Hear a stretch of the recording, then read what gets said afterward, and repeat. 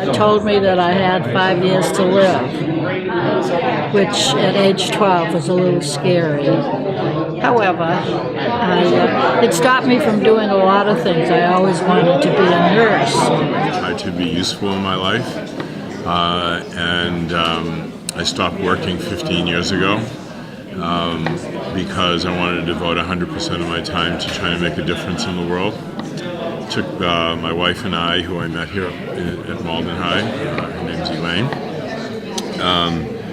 took our kids out of school who were 8 and 6 at the time and started a foundation, and it's called the Sega Family Traveling Foundation and Roadshow, because the special part of our foundation is that we actually go to the places that we're trying to help and live there for a long enough time and close enough to the ground to really understand what's going on, and then try to create innovative projects to help people. And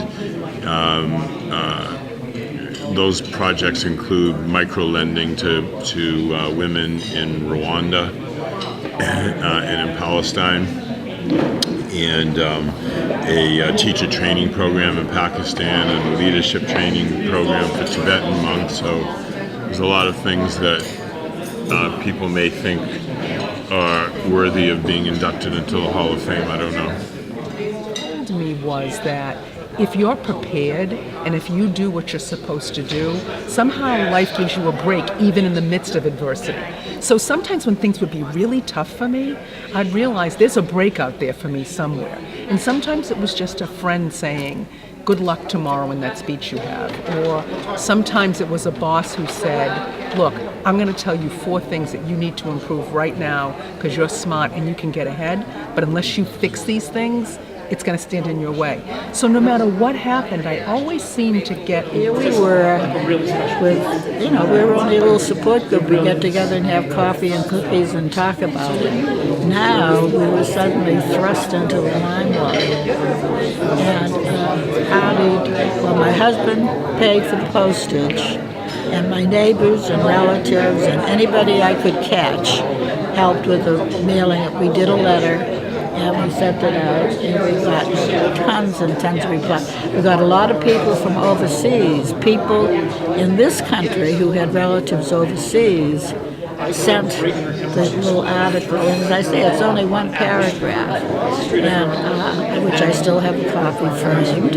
And these people started coming. I had one lady from the Philippines who landed on my doorstep, didn't tell me she was coming, read about it, her quite a wealthy family, and she and her 2 daughters landed on my doorstep, and could I refer them to a doctor. Well, she picked the wrong time to come because the American College of Rheumatology was having their convention, their annual convention in California. So we had Filipino house guests until they got back. But they turned out to be lovely people. But that was one of the unusual experiences. 3 years at Malden High School, which would be about 5% of my life. That's the math. And yet, even though it's only 5% of my life, there's things the relationships and sort of like things that go right into your bones, into your kind of like DNA, the way that you think about other people, the way you think about friendship, being a thankful human being.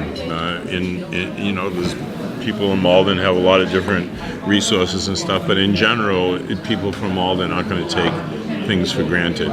They're going to appreciate opportunities, and they're going to appreciate friendships. And I think that the biggest thing that I've taken from Malden is that I appreciate things, and I'm thankful for things. I don't take anything for granted. That I realize that making a difference in my own life and in the lives of other people takes really hard work and being and never giving up. And then I went to work for 6. because I just couldn't afford to go back to school anymore. I mean, I had loans. I worked in Roxbury with women who were alcoholics and with kids with genetic disease. And then I realized that I needed to get another degree to move up, because you wouldn't move up without second degree. Everybody that had the jobs I wanted, because I was running a program, they all had masters. So I knew I had to get a second degree. I never thought I'd be in business. I thought I would be I thought I would work for the rest of my life in the public sector. But when I went into business school, I realized there were so many different options. And you guys are so fortunate. We didn't have all this when we went to school.